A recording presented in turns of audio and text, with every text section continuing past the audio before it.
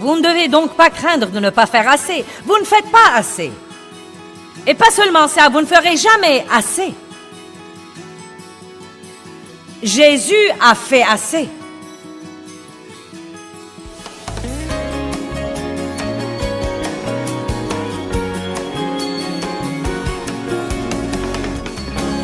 Nous avons mené une enquête dans notre bureau et nous leur avons demandé. J'ai dit, je voudrais savoir les choses que les gens aimeraient qu'on leur enseigne. Donc j'ai dit, quelles sont les choses principales que vous aimeriez qu'on vous enseigne? Nous avons fait ça il y a des années.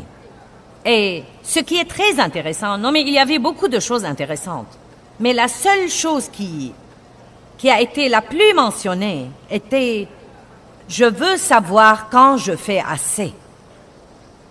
Et j'ai trouvé que c'était vraiment intéressant. Quand est-ce que je prie assez? Quand est-ce que je lis assez de la Bible? Quand est-ce que je fais assez de bonnes œuvres?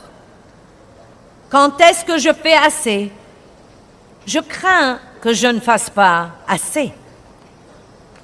Quelqu'un éprouve ce sentiment et pense toujours, où avez-vous cette crainte vague? Où avez-vous ce petit diable assis sur vos épaules? Eh bien, que vas-tu faire? Que vas-tu faire? Que vas-tu faire? Que vas-tu faire? Que vas-tu faire? Que vas-tu faire? Et cela nous amène aux œuvres de la chair. Vous devez prier jusqu'à ce que vous finissiez. Ne priez pas d'après l'horloge. Ne laissez pas quelqu'un qui vient à votre église ou quelqu'un qui donne son témoignage à la télé comme quoi il prie 5 jours tous les matins et ensuite vous essayez de faire ça parce qu'il le fait. Vous serez ennuyé, malheureux et misérable. J'ai essayé ça une fois. J'ai annoncé à ma famille, je vais commencer à prier 4 heures tous les jours. Une personne qui intercède est venue à notre église et elle avait la puissance de Dieu sur elle. Et j'ai pensé, ouh, je veux être comme ça. Le seul problème est qu'elle était ointe pour faire ça et je ne l'étais pas. Eh bien, j'ai prié tout ce que je savais prier 2 ou 3 fois et j'ai regardé ma montre et 5 minutes s'étaient écoulées. Ouh! Seigneur, aie pitié! Je n'étais pas prêt de sortir de la chambre, donc j'ai fait un petit somme.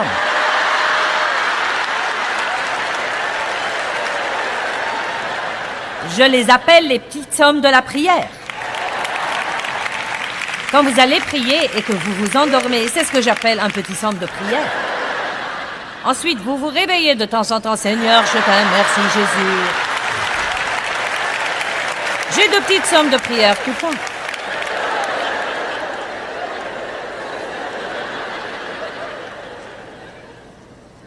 Et ensuite, j'ai écouté tout l'enseignement sur, vous savez, vous n'avez pas pu veiller 1 heure avec moi. Ainsi donc, tout le monde au monde entier essayait de prier 1 heure par jour.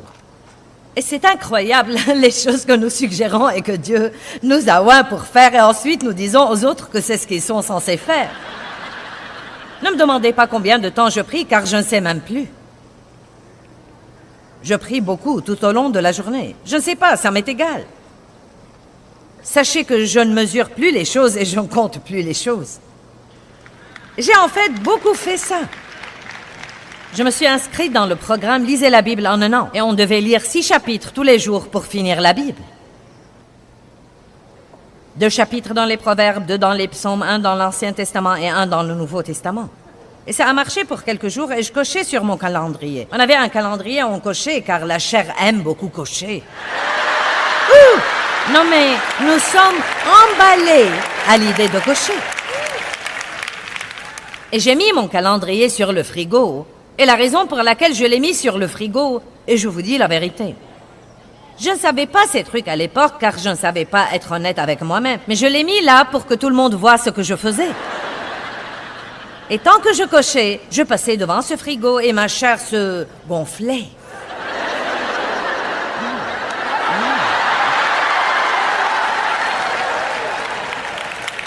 Non mais comment peut-on nous améliorer en priant 4 heures tous les jours et en lisant toute la Bible en 1 an? Ça a marché pour quelque temps quand j'ai commencé à avoir du retard et que j'avais environ 36 chapitres de retard et donc J'avais tous ces trous béants sur mon calendrier, et chaque fois que je passais devant ce calendrier stupide, il me condamnait.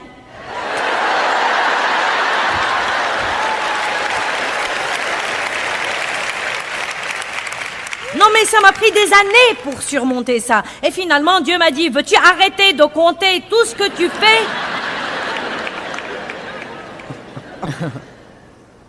David a compté le peuple pour qu'il se sente bien et il a amené une malédiction dans le camp. Oh, je pourrais vaincre l'ennemi. Regardez tout le peuple que j'ai.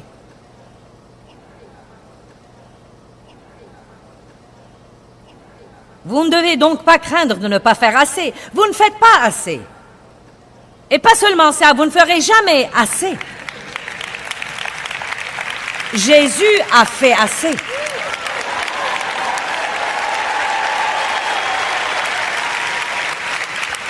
Il a fait assez. Donc nous faisons ce que l'Esprit nous mène à faire. Nous faisons ce que nous sommes moins pour faire et nous ne nous comparons pas aux autres personnes parce que Dieu oint les différentes personnes de différentes façons. Allez maintenant. Mon temps avec Dieu est mon temps de prière le matin et c'est comme un petit déjeuner spirituel. Et je ne sais pas vous l'expliquer, mais je peux savoir quand je suis rassasiée. Parfois, je dois manger pendant 2 heures, parfois 30 minutes, parfois 45. Mais je peux savoir quand je suis rassasiée. Et quand je me sens rassasiée, je me sens satisfaite, je me sens prête pour la journée. Mais je ne sors pas de ma maison avant d'avoir mon petit déjeuner spirituel parce que je sais que sans lui, je ne peux rien faire. J'ai des faiblesses, j'ai besoin de sa force. Je suis imparfaite, donc j'ai besoin que le parfait travaille par moi à tout moment. Je ne dois pas compter tout ce que je fais, je crois que ça offense Dieu en réalité.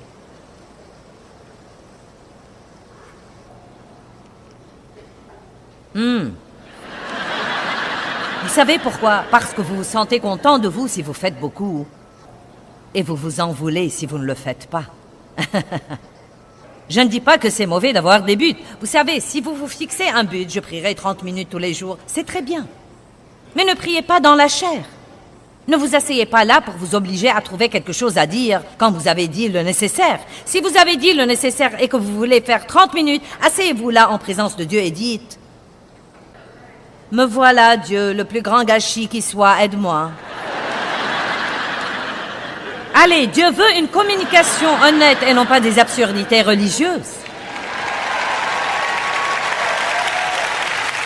Jésus n'est pas mort pour que nous puissions tous avoir une religion. Il est mort pour que nous puissions avoir une relation intime, personnelle, amicale avec lui. Intimité. La vie est réelle, les problèmes sont réels. Amenez Jésus dans votre réalité, ne l'amenez pas seulement dans votre vie d'église. Alléluia. Eh bien, j'aime ça. Regardons Éphésiens 2, 8 et 9.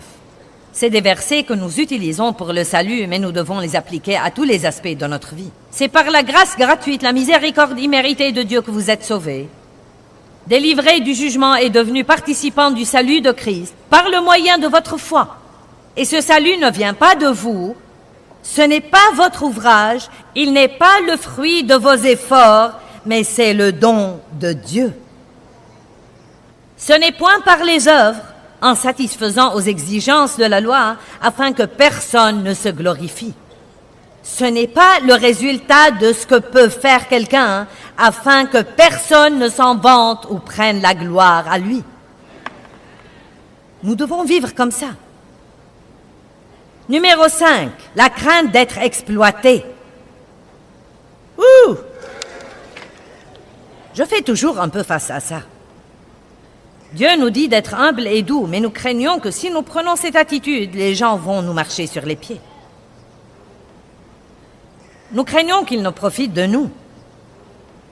1 Pierre 5, 6 dit « Humiliez-vous donc sous la main puissante de Dieu afin qu'il vous élève au moment fixé. » L'humilité n'est pas une faiblesse, mais une force maîtrisée. J'avais toujours cette attitude. Vous n'allez pas me parler comme ça, vous n'allez pas me traiter comme ça. Je ne savais pas espérer en Dieu pour me rendre justice. Je voulais me rendre justice moi-même parce que j'ai été maltraitée dans ma vie et je me suis promise que personne n'allait jamais plus me bousculer. Quand vous faites ce genre de vœux intérieurs, vous aurez parfois des moments difficiles dans les relations. Faites attention à ce genre de pensée. J'ai peur des gens. On ne peut faire confiance à personne. Ce n'est pas du tout vrai. Mais je vais vous dire ceci. Vous ne devez pas craindre que les gens ne profitent de vous. Certains le feront. Vous ne devez pas craindre ça. Quelqu'un essaiera de temps en temps, mais Dieu vous rendra justice et il s'occupera de ceux qui essayent de profiter de vous. Dieu s'en occupera.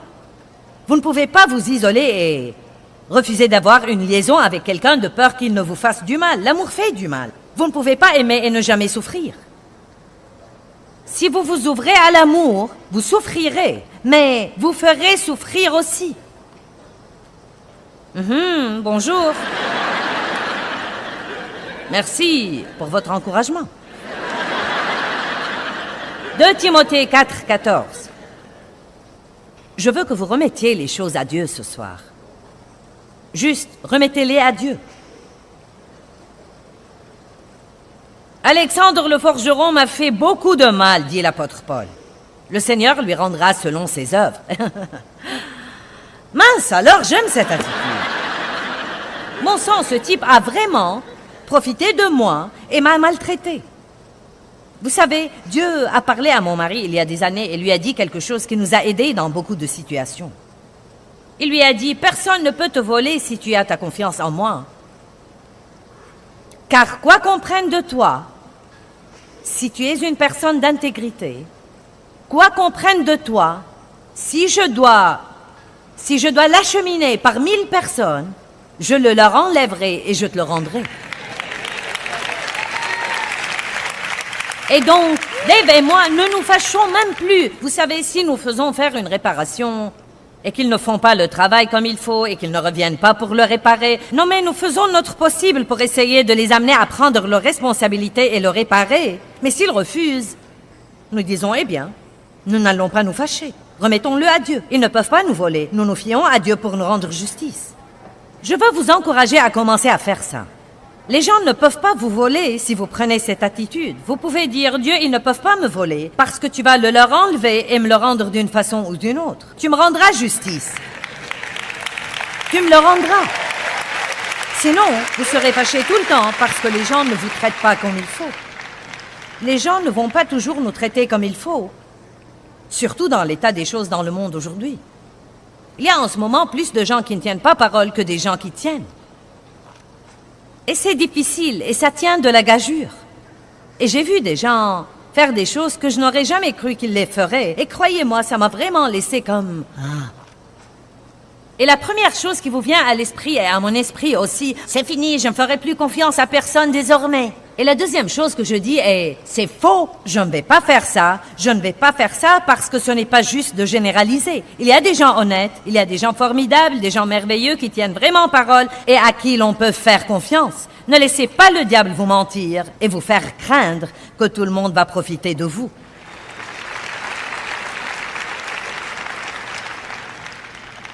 Numéro 6. La crainte des relations. Vous savez, les relations avec les gens sont souvent compliquées. Et même décevantes. Les relations avec eux impliquent un travail. Cela veut dire résoudre les problèmes qui surviennent à cause de nos différences et de nos défauts. Et parfois, ce travail devient tellement grand que nous préférerions ne pas y toucher. Merci, je le ferai moi-même. Cela veut dire l'affrontement, et nous préférerions ne pas affronter. Nous ne voulons pas affronter les problèmes. Nous n'aimons pas déléguer des choses aux autres personnes, donc nous nous tuons au travail et nous finissons par murmurer, ronchonner et nous plaindre parce que nous ne faisons que travailler tout le temps. Et nous ne déléguons rien aux autres parce que nous ne voulons pas avoir à supporter leurs faiblesses.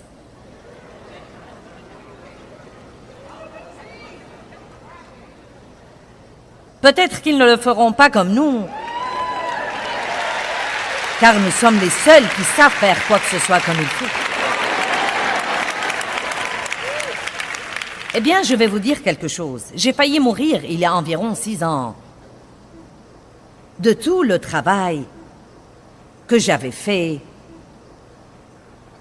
en essayant de bâtir ce ministère et de faire ce que je sentais que Dieu m'appelait à faire. Et c'était plus facile dans les années précédentes. Mais nous arrivons à un point de saturation. Et j'ai commencé à sentir que je ne pouvais plus faire ceci désormais. Non, mais je n'ai fait que travailler. Non, mais j'ai écrit 90 livres. Je n'ai pas fait ça à loisir. Amen. Et je ne le regrette pas. Je veux laisser au corps de Christ un héritage de 100 livres. C'est mon but. Je veux les lui laisser. Je veux que les gens lisent mes livres longtemps après que Jésus me prenne au ciel. Car la plupart des livres qui ont influé sur ma vie sont des livres qui ont été écrits au XVIe et XVIIe siècle. Donc, quand quelque chose est mis par écrit, il est là pour toujours. Évidemment, vous pouvez voir de la taille du ministère et des grandes choses que Dieu nous laisse faire, que ça a pris un travail fou. Et je me rappelle avoir dit à mon mari il y a quelques années, j'ai dit, tu sais quoi? Je ne vais plus travailler aussi dur désormais. Je ne peux plus le faire. Si nous devons réduire les effectifs de ce ministère et le rendre plus petit, je ne vais pas faire ça. Eh bien, à cette époque-là, notre Benjamin, qui a maintenant 31 ans, donc il avait environ 25 ans à l'époque, est revenu travailler pour nous. Il avait travaillé pour nous pour quelque temps et il a fait ensuite d'autres choses. Et ensuite, il est revenu travailler pour nous. Et j'ai commencé à me rendre compte que Dieu l'a mis là pour prendre beaucoup de responsabilités que je prenais. Notre aîné travaillait déjà pour nous et il s'occupait des missions mondiales. Mais beaucoup de trucs dont je m'occupais étaient des choses avec la télé et la radio. Non seulement je faisais tous ces trucs, mais encore je m'y investissais. Et donc, j'ai finalement compris que si jamais je voulais avoir le moindre repos ou la moindre joie ou la moindre paix, que je ne pouvais plus faire tout ça désormais. Je ne pouvais plus faire tout ça désormais. Et je suis sûre que certains ont dit ça. Eh bien, je ne peux plus faire tout ça désormais. Quelqu'un a dit ça? Je ne peux plus faire tout ça désormais. Eh bien, j'ai remis tout en ordre. Deb et moi ne travaillons presque plus dans la direction du bureau. Non, mais nous savons ce qui se passe. Nous participons quand il le faut. Nous contrôlons les choses. Mais je m'adonne maintenant à ce que je suis en fait appelée à faire. Je peux faire beaucoup d'autres choses, mais je ne suis pas appelée à faire ces choses. Et ce n'est pas parce qu'on sait faire quelque chose qu'on est censé le faire. Et écoutez-moi, ce n'est pas parce qu'on l'a fait pour un certain nombre d'années qu'on est censé toujours le faire. Il y a des saisons dans nos vies. Et on est censé remettre les choses à la génération d'après. Eh bien, tout ce qu'on fait n'est pas vraiment ce que je ferais moi-même. Je vois les pochettes de certains de nos albums CD parfois et je pense, eh bien, je n'aime pas ça. Mais vous savez quoi? Ce n'est pas assez important pour que je reprenne le travail. Et il y a des choses comme ça qui arrivent. Vous savez, ça et là. À dire vrai, je n'y prête même pas autant d'attention désormais parce que le résultat final est merveilleux. Dieu nous bénit, le ministère grandit, on aide les gens partout dans le monde et je ne dois pas tout aimer. Et vous de même, vous ne devez pas tout aimer.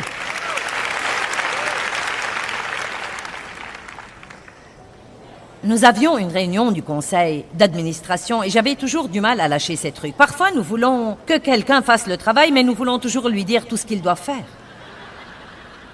Ne donnez pas aux gens la responsabilité sans l'autorité. Et dès que vous leur donnez l'autorité, cela veut dire que vous devez reculer et ne pas vous mêler des trucs. Vous ne devez pas chercher la petite bête.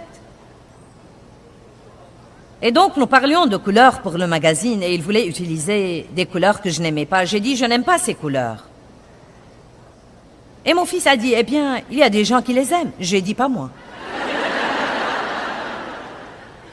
Il a dit, je ne savais pas que tu as été appelé à t'occuper de toi.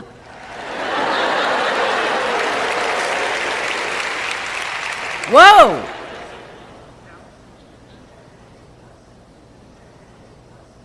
Car j'avais dit, si ça ne me plaît pas, ça ne va pas être publié. Je ne savais pas que tu as été appelé à t'occuper de toi. J'avais besoin de ça et lui seul pouvait me le dire et s'en tirer. Et il avait absolument raison. Je ne devais pas tout aimer. Tout le monde n'est pas comme vous. Tout le monde ne fera pas tout comme vous, mais vous pouvez soit devenir fou, soit demander de l'aide. Allez maintenant, je prêche mieux que vous ne réagissez.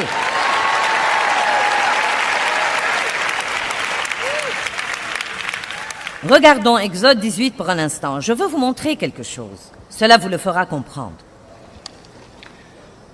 Le beau-père de Moïse vit tout ce que celui-ci faisait pour le peuple et il dit, « Que fais-tu là pour le peuple? Pourquoi sièges-tu seul? » C'est comme si je vous regardais et je vous disais, « Eh bien, pourquoi faites-vous tout vous-même? » Pourquoi siégez-vous seul? Mettons le verset sur l'écran. Tandis que tout le peuple est debout devant toi, du matin au soir. Moïse dit à son beau-père, c'est que le peuple vient à moi pour consulter Dieu. Mais bien sûr, tout le monde veut que je fasse tout.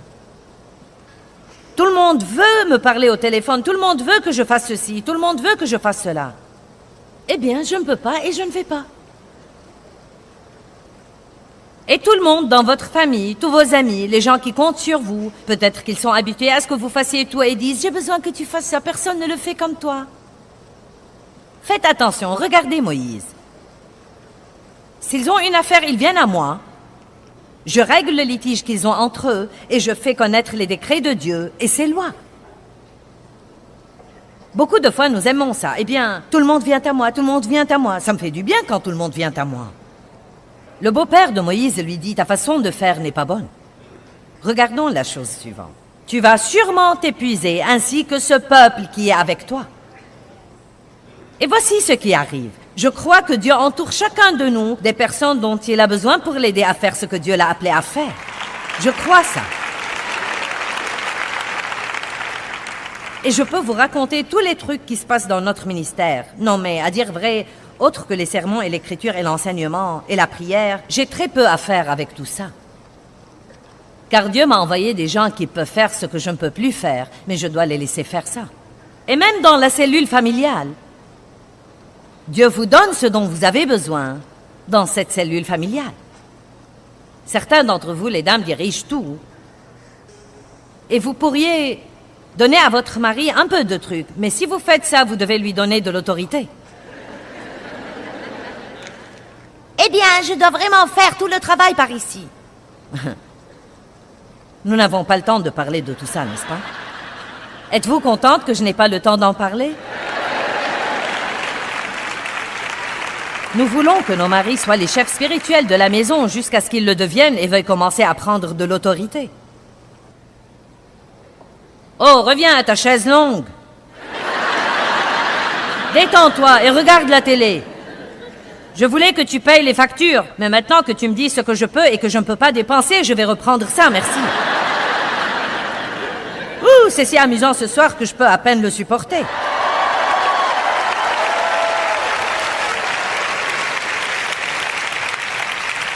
Amen. Vous avez des enfants qui peuvent faire des choses, mais peut-être qu'ils ne les feront pas comme vous. Oui. Le beau-père de Moïse a dit une chose sage. Vous allez vous épuiser et épuiser les autres aussi. Vous savez ce qui arrive aux gens quand Dieu met, disons, dans une église ou dans une société, quelqu'un qui est doué pour certaines choses et que personne ne se sert de lui. Il se sent mécontent et malheureux et il commence à murmurer et à se plaindre et à tout critiquer car Dieu ne nous a pas créés pour nous ennuyer. Il n'y a rien de pire que de rester là, à ne rien faire et d'avoir à regarder quelqu'un qui est loin d'être aussi bon que vous faire quelque chose qu'il ne vous laisse pas faire, de peur de lui voler la vedette ou de ne pas le faire exactement comme il le ferait.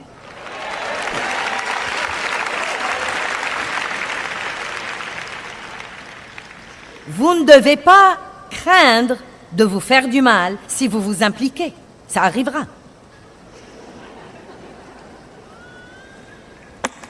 Vous n'avez pas beaucoup aimé ça.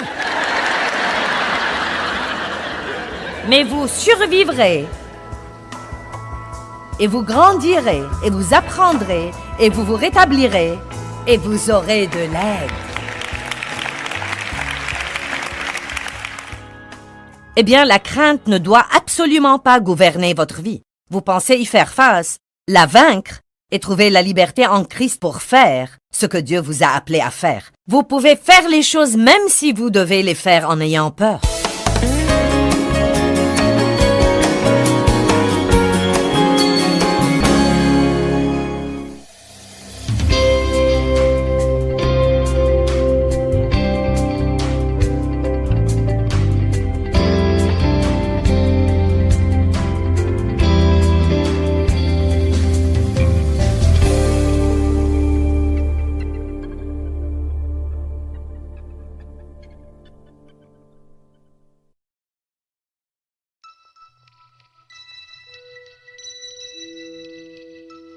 Donc, je veux juste vous encourager ce soir. Vous ne devez pas craindre. Vous pourriez ressentir la crainte, mais vous ne devez pas être craintif. Il y a une grande différence entre ressentir la crainte et être craintif.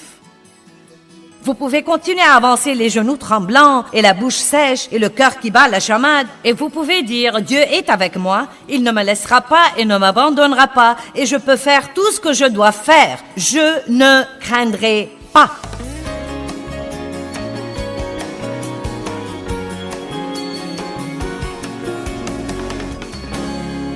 Eh bien, ce soir, je veux vous apprendre à affronter la crainte et à trouver la liberté.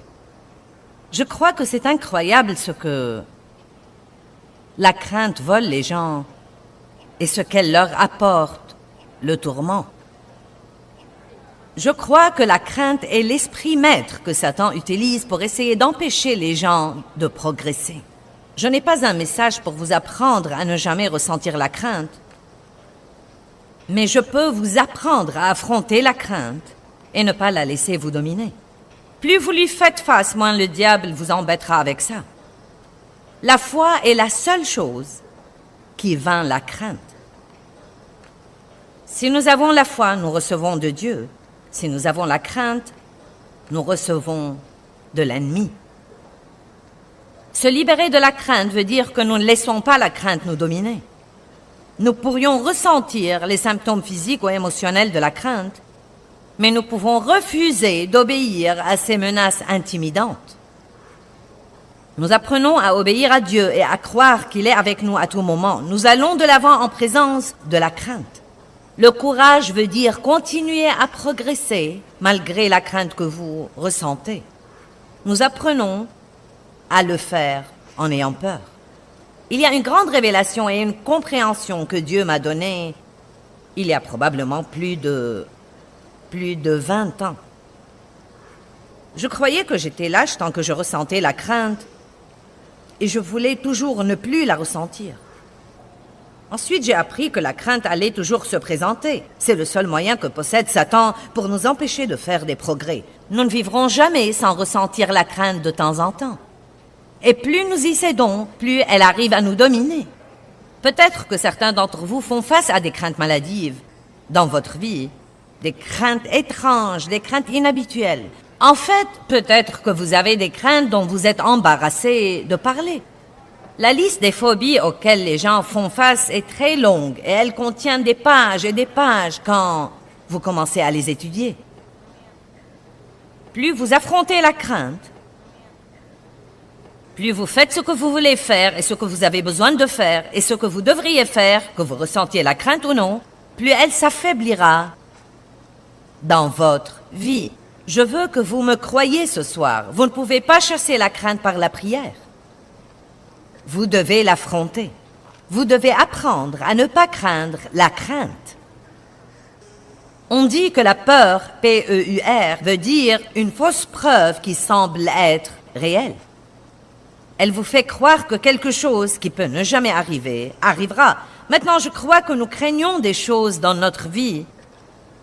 Mais beaucoup de ces choses que nous craignons n'arrivent jamais en réalité. Et même si elles arrivent, la crainte que nous avons laissée nous tourmenter est plus mauvaise que la chose elle-même, si jamais elle se produit. Je veux aussi vous encourager à ne pas appréhender, car l'appréhension est un parent très proche de la crainte. Elle mène directement à la crainte. Et nous disons si souvent, j'appréhende d'aller au magasin, j'appréhende de rouler dans le trafic. Certains d'entre vous ont peut-être déjà pensé, j'appréhende de rentrer à la maison quand la conférence sera terminée.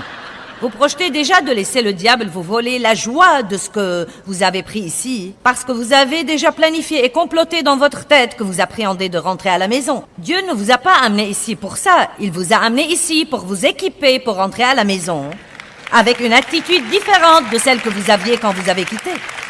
Il veut vous renvoyer à la maison courageux, plein de foi, n'appréhendant pas les choses que vous appréhendiez quand vous avez quitté. Et ce soir, je veux vous parler de 7 différentes sortes de craintes. Je prendrai un peu plus de temps sur certaines que sur d'autres. Certaines d'entre elles, vous les connaissez bien, ce sera peut-être donc juste un rappel. Certaines d'entre elles seront un peu uniques pour vous, des choses que nous avons tendance à craindre et auxquelles vous n'avez peut-être jamais pensé. Donc la première crainte dont je veux vous parler est la crainte des ennuis et des tribulations. Et je veux commencer par dire que ça ne sert à rien de les craindre. Je peux vous promettre que vous les aurez. Une femme m'a dit une fois, une de mes amies, elle avait un peu plus de 40 ans et elle est tombée enceinte pour la première fois et elle avait vraiment peur d'accoucher. Et elle m'a dit, je crains d'avoir mal. Je lui ai dit, je peux te résoudre ça. Tu peux, je lui ai dit, inutile de le craindre, tu auras mal. Mais des millions de femmes accouchent, elles sont toujours vivantes. Nous ne devons pas commencer à craindre des choses qui vont sûrement arriver dans notre vie, car si nous les craignons, tout ce que ça fera, c'est que la douleur va simplement empirer. Vous savez par vous-même si vous avez une douleur quelque part dans votre corps. Mon chiropracteur m'a dit, quand j'ai eu mal au dos, il y a environ 1 an et demi, et c'était vraiment très sérieux. C'était à l'époque où j'ai commencé à utiliser cette chaise, puis j'ai décidé que ça me plaisait. Je suis assez âgée pour pouvoir faire ce que je veux, et parfois je veux m'asseoir, donc je m'assieds. On devient plus hardi quand on vieillit, vous savez. On n'essaie plus d'impressionner les autres désormais. Vous savez, on est pratiquement libre d'être qui nous sommes et de faire ce qui nous plaît, vous savez. Eh bien, il m'a dit, tu sais, essaye de ne pas te crisper et d'être trop prudente, sinon le mal de ton cou va empirer. Donc, plus nous craignons la douleur, plus elle empire. Et ça s'applique sur tous les domaines de la vie. Ce qu'on vous dit de faire quand vous accouchez, respirez, détendez-vous, respirez, détendez-vous. Donc, je veux utiliser ce principe et le partager avec vous, comme quoi tout ce que vous craignez, la crainte va vraiment le rendre pire. Donc, si vous savez que vous devez l'endurer de toute façon, c'est complètement inutile de le craindre. Vous devez dire, Dieu me donnera la grâce quand le moment sera venu, et je peux faire tout ce que je dois faire par Christ qui me fortifie. La vie n'est pas facile, nous le savons tous. Mais Dieu nous a équipés de la puissance surnaturelle du Saint-Esprit pour faire des choses difficiles avec le sourire au visage et la joie au cœur. Nous sommes moins par le Saint-Esprit pour les difficultés. Amen, vous m'entendez? Nous sommes moins par le Saint-Esprit pour les difficultés. Tout ne doit pas être facile pour nous. Nous ne sommes pas mollassons. Nous sommes remplis du Saint-Esprit. Guerriers. Nous avons la puissance de Dieu dans nos vies pour nous permettre de faire de grandes choses. Dave disait des choses ce matin sur notre pays et sur son histoire, et il a utilisé un exemple merveilleux comme quoi si on lit un livre d'histoire véridique, là où il y a toutes les choses que Dieu a faites, on voit que c'est vraiment surnaturel quand on lit les choses que Dieu a faites dans les débuts de notre pays, quand les gens comptaient sur la parole de Dieu. En fait, toutes nos lois étaient basées sur la parole de Dieu. Et donc, il disait que si on enlève Dieu de l'histoire, et c'est ce qui arrive aujourd'hui, La plupart des livres d'histoire dans les écoles ou les librairies ne parlent plus de Dieu désormais. Et donc, on n'a que le naturel. Eh bien, sans Dieu, nous sommes naturels. Nous ne pouvons rien faire plus que les autres, mais nous avons le sûr. Nous avons le sûr. Nous pouvons donc vivre des vies surnaturelles et nous pouvons faire des choses surnaturelles. Donc, je veux juste vous encourager ce soir. Vous ne devez pas craindre. Vous pourriez ressentir la crainte, mais vous ne devez pas être craintif. Il y a une grande différence entre ressentir la crainte et être craintif. Vous pouvez continuer à avancer les genoux tremblants et la bouche sèche et le cœur qui bat la chamade. Et vous pouvez dire, Dieu est avec moi, il ne me laissera pas et ne m'abandonnera pas et je peux faire tout ce que je dois faire. Je ne craindrai pas. Que me feront les hommes? Quelqu'un est prêt pour ça dans sa vie?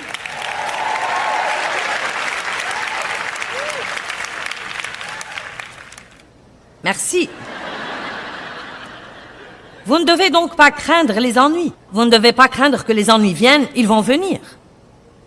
Vous dites, ce n'est pas très encourageant. Eh bien, c'est vrai. Je ne vous aiderai pas si je vous mentais. Ce serait bête de me tenir ici et de vous dire, si vous exercez la foi, le diable vous fichera la paix et il ne pourra jamais vous amener de problèmes dans votre vie. C'est bête. Je crois que les gens récidivent à cause d'un enseignement comme ça. Ils sont sauvés. Eh bien, vous savez, Jésus arrangera maintenant tout dans vos vies. Eh bien, peut-être, mais cela pourrait lui prendre beaucoup plus longtemps que vous ne voudriez.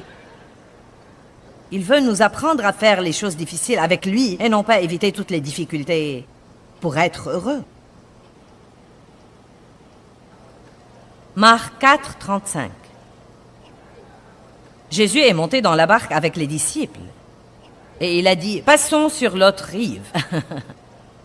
Maintenant, quand Jésus dit, passons sur l'autre rive, vous pouvez garantir que vous allez vous retrouver sur l'autre rive. Aussi simple que ça. Eh bien, regardons ce qui est arrivé par après. Quittant la foule, ils emmènent Jésus, juste comme il était, dans la barque où il se trouvait. Et il y avait d'autres barques avec lui. Et il survient un grand tourbillon de vent aux dimensions d'un ouragan. Et les vagues se jetaient sur la barque, au point que déjà la barque se remplissait. Jésus a dit, passons sur l'autre rive, et une tempête est survenue par après. Mais il était lui-même à l'arrière de la barque, endormi. Endormi! Avez-vous jamais pensé que Jésus est endormi dans votre vie? Et ils le réveillèrent et lui dirent, Maître, cela ne te fait rien que nous périssions? Jésus réveillé, il menaça le vent et dit à la mer, silence, tais-toi. Et le vent cessa et tomba pour se reposer comme s'il était épuisé par son déchaînement. Et il se fit immédiatement un grand calme et une parfaite paix. Maintenant, je veux vous donner une information précieuse sur ce verset. Jésus n'aurait pas pu ordonner à la tempête de s'apaiser s'il était troublé. Vous ne pouvez ordonner la paix si vous n'avez pas la paix. Et ce que nous faisons beaucoup de fois, c'est que nous avons une situation bouleversante et nous la laissons nous bouleverser et ensuite notre bouleversement empire la situation bouleversante. Nous aggravons nos problèmes et nous les empirons. Mais quand nous restons paisibles, le diable ne sait pas quoi faire de nous. Il fait absolument une dépression nerveuse quand il essaye de jeter sur nous tout ce qu'il sait faire et que nous continuons à rester en paix, à marcher dans l'amour et à continuer à louer Dieu. Je vous dis comment faire la guerre spirituelle en douceur et toujours jouir de votre vie. Verset 40. Jésus leur dit, « Pourquoi avez-vous si peur? Vous n'avez pas encore de foi? » Une foi ferme et confiante. Quelques traductions disent qu'il les a réprimandés pour leur crainte. Donc, dans la tempête, nous devons veiller à rester les mêmes comme quand il n'y a pas de tempête. Dans la tempête, nous devons rester les mêmes comme s'il n'y avait pas de tempête. Que veut dire être plus que vainqueur? Je crois que cela veut dire que nous savons déjà que nous avons la victoire avant même d'avoir le problème. Donc, quand vous entendez parler d'un problème, vous ne devez pas vous troubler. Dites juste, eh bien, je sais que je vais gagner. Peut-être que je dois endurer ça, mais Dieu sera avec moi. Je n'aime pas ça, je ne suis pas fou de ça, mais je peux le faire. Je peux faire tout ce que je dois faire. Je ne vais pas le laisser me voler ma joie et ma paix. Je ne vais pas le laisser gâcher ma journée. Je vais juste faire tout ce que je dois faire au nom de Jésus. Amen. Vous savez, il y a des choses qui nous arrivent tout le temps et à vous aussi. Et j'ai la responsabilité de m'occuper de ma tante devenue veuve, qui n'a jamais eu d'enfant, et de ma mère. Ma mère a 87 ans et ma tante en a 84. Et elles vivent toutes les deux dans un centre pour personnes âgées. Ma mère vient d'être transportée du centre où elle était aux services médicaux parce que sa santé s'est détériorée. Et ce matin, elle a dû être hospitalisée. Son cœur battait des coups irréguliers, donc pour la deuxième fois, ils ont dû l'endormir. Ils ont arrêté son cœur et ils l'ont redémarré. Et mes filles, en fait, m'ont beaucoup aidé et elles ont 6 enfants entre elles. Donc, quand vous avez 6 petits-enfants, eh bien, vous savez, vous êtes très occupés. Et parce que je voyage et que je suis occupée, je ne pouvais pas faire ça sans elle. Et nous étions vraiment occupés dernièrement parce qu'il y avait beaucoup de choses qui se passaient, des rendez-vous avec les médecins, beaucoup de ceci, de cela et de quelque chose d'autre. Et je l'avais prise au centre pour les personnes âgées et ensuite ils ont appelé et ils ont dit « Nous la prendrons à l'hôpital ». Sûrement j'étais en déplacement et quelqu'un devait aller. Et donc, j'ai appelé ma fille et j'ai dit « Je suis vraiment désolée de te dire ça ». Mais j'ai dit « J'ai reçu un appel de la maison de repos et ta grand-mère est transportée à l'hôpital. Elle a des problèmes. » Et ma fille a dit, bien, je m'en occuperai. J'ai dit, je m'en veux vraiment de te déranger. Elle m'a dit, tu sais quoi, maman, ça va, ça fait partie de la vie. Et j'étais si fière d'elle. J'ai pensé, cher Dieu, si seulement je me comportais comme ça quand j'avais son âge. Je suis contente qu'elle ait eu un meilleur enseignement que moi. Et nous en avons reparlé ce soir et elle a dit, on doit le faire. Ça ne sert à rien de se troubler pour quelque chose que l'on doit faire. Et vous savez quoi? J'espère que vous comprendrez ça ce soir. Ça ne sert à rien de se troubler pour quelque chose que l'on doit faire de toute façon, car se troubler pour quelque chose ne va pas le changer. Il va seulement vous rendre malheureux.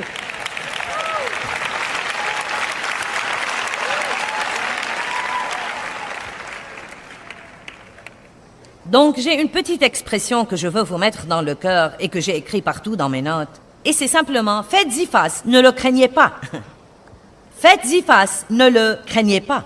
1 Corinthiens chapitre 16, verset 9, Paul dit, « Une porte grande et efficace m'est ouverte, et avec elle beaucoup d'adversaires. » Avec l'occasion vient l'opposition. Je dis que le nouveau niveau veut toujours dire un nouveau diable.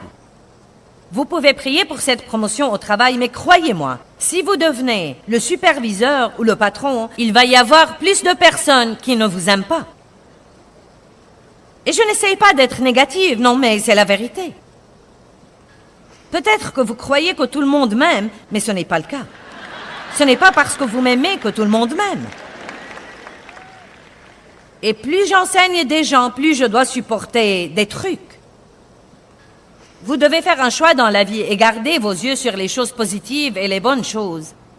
Et de laisser les gens qui n'ont rien d'autre à faire que se plaindre autant qu'ils veulent et ne pas les laisser vous vexer. Sinon, vous perdrez votre concentration et vous ne pourrez pas faire ce que vous êtes censé faire dans la vie. Vous devez connaître Dieu. Vous devez savoir qui vous êtes en lui. Vous devez savoir qu'il vous aime. Savoir qu'il a un plan pour votre délivrance. Avant même d'avoir un problème, Dieu a déjà planifié votre délivrance.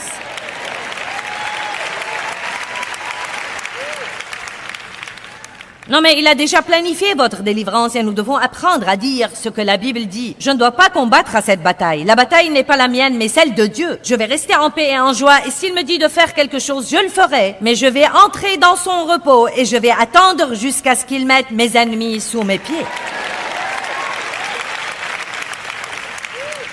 Je veux que vous preniez la décision ce soir que même s'il vous reste un jour sur cette terre, vous allez en jouir. Ne laissez pas le diable vous tourmenter avec la crainte. Numéro 2. La crainte de ne pas avoir ce que nous voulons. Croyez-moi, vous devez voir de quoi la foule a l'air si je commence à dire « Eh bien, et si vous demandez à Dieu de faire quelque chose pour vous et ce n'est pas ce qu'il veut faire? Et si vous n'obtenez pas ce que vous voulez? » Jamais personne n'applaudit. Je suis sûre que jamais personne n'applaudit. C'est comme « ce n'est pas un message populaire ». Mais la vérité est que je peux vous dire que chacun d'entre vous ne va pas obtenir tout ce qu'il veut. Certains prient incorrectement et certains prient avec de mauvais motifs. Certains d'entre vous demandent des choses qui seraient dévastatrices pour vous et vous ne le savez pas. Tout le monde ne va pas obtenir tout ce qu'il veut. Et si vous aimez Dieu et que vous avez confiance en lui, vous serez content de toute façon.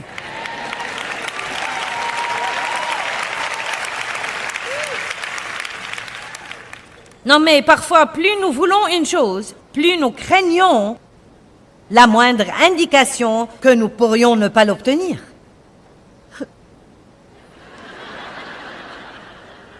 Bien, si je ne me marie jamais, eh bien, vous ne vous marierez pas. Et il y a un inconvénient à ça, mais vous ne serez pas obligé de prendre la permission de faire ce que vous voulez.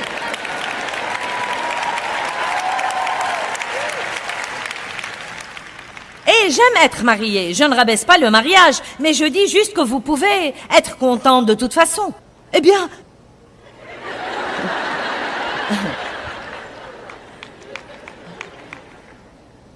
Et si ceci, et si cela, je ne peux pas supporter ça et c'est trop pour moi, et je ne peux pas le supporter un jour de plus. Surnaturel. Allez, ajoutez le sur à votre vie et croyez que vous pouvez faire tout ce que vous devez faire. Vous ne devez pas être marié pour être heureux. Vous ne devez pas avoir des enfants et avoir une promotion au travail pour être heureux. Vous ne devez pas être le patron pour être heureux. Le bonheur est en vous. Allez, j'ai dit, le bonheur vit en vous.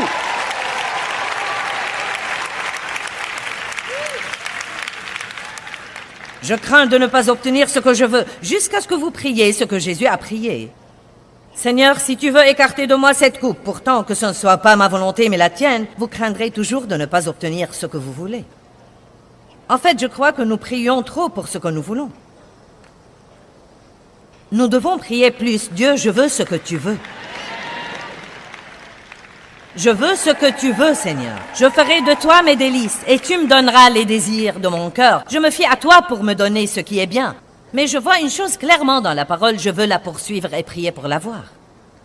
Mais si elle n'est pas dans la parole, je prie, Dieu, je te demande ceci. C'est quelque chose que je crois que je veux, mais si ce n'est pas bien, ne me le donne pas. Parce que j'ai eu des choses qui n'étaient pas bonnes, et faites-moi confiance, vous ne les voudriez pas. Allez! Qui a jamais rusé et s'est embarqué dans les œuvres de la chair et il n'a pas obtenu une bonne chose pour lui? Et il l'a bien regretté par après. Beaucoup regretté. Dieu vous donnera ce qui est bien pour vous et croyez-moi, il vous le donnera au bon moment et de la bonne façon. Et vous devez vraiment croire ça et ne jamais craindre de ne pas faire à votre idée. Ne craignez pas ça, vous pouvez y faire face. Vous n'allez pas faire à votre idée. Tous ceux qui sont assis ici, vous n'allez pas obtenir tout ce que vous croyez que vous voulez. Vous voyez, personne n'a applaudi.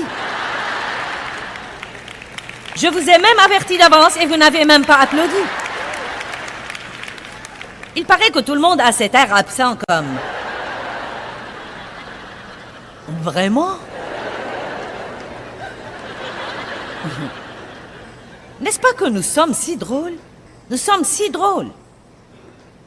Oh, c'est cher, je dois avoir ça. Oh, je dois avoir ça.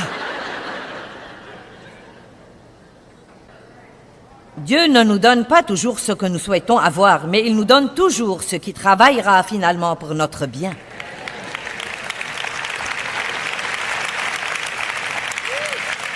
Ce n'est pas parce qu'une chose ne semble pas bonne en ce moment qu'elle ne travaillera pas pour le bien à la fin. Je pense parfois que nous sommes accros de faire les choses à notre idée. Il y a eu des années et des années dans ma vie où je ne pouvais pas être contente si je ne faisais pas à mon idée. Faire à mon idée était comme une drogue pour moi.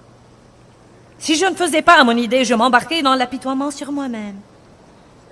Immédiatement. Allez, quelqu'un sait de quoi je parle? Si je ne pouvais pas manipuler tout le monde et dominer tout le monde, tout en moi criait. Et j'en étais si fatiguée. J'ai appelé ça le christianisme yo-yo. J'étais complètement dominée par mes circonstances. Dominée par mes circonstances. Si j'obtenais ce que je voulais, j'étais contente. Sinon, j'étais triste. Et je m'en suis lassée. Et si vous vous en lassez assez, changez ça dans votre vie. Et dites, je ne vais plus vivre comme ça désormais. Je vais confier mes circonstances à Dieu. J'ai confiance en lui plus que je n'ai confiance en moi. Mes voix sont élevées au-dessus de vos voix et mes pensées au-dessus de vos pensées. Laissez Dieu être Dieu dans votre vie.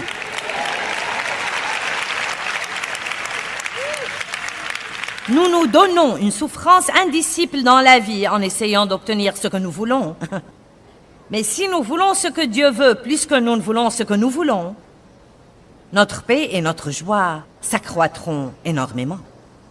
Donc ça ne sert à rien de craindre de ne pas faire à votre idée, parce que vous ne ferez pas toujours à votre idée. Apprenez donc à jouir de la réalité. Oui!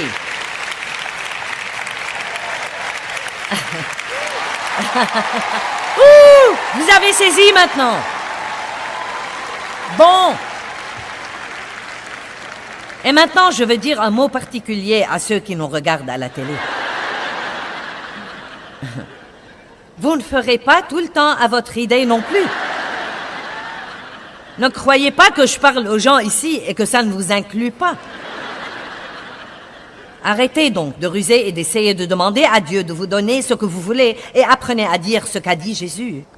Père, que ce ne soit pas ma volonté, mais la tienne. Amen. Numéro 3. La crainte de l'imperfection.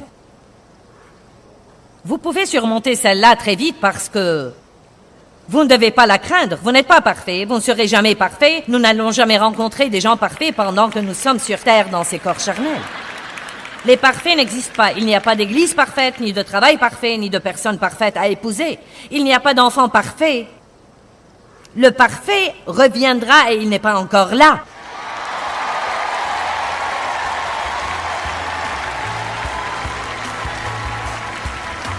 Donc, vous feriez aussi bien d'être content d'être imparfait.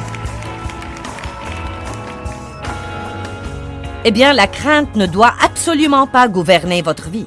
Vous pensez y faire face, la vaincre et trouver la liberté en Christ pour faire ce que Dieu vous a appelé à faire. Vous pouvez faire les choses même si vous devez les faire en ayant peur.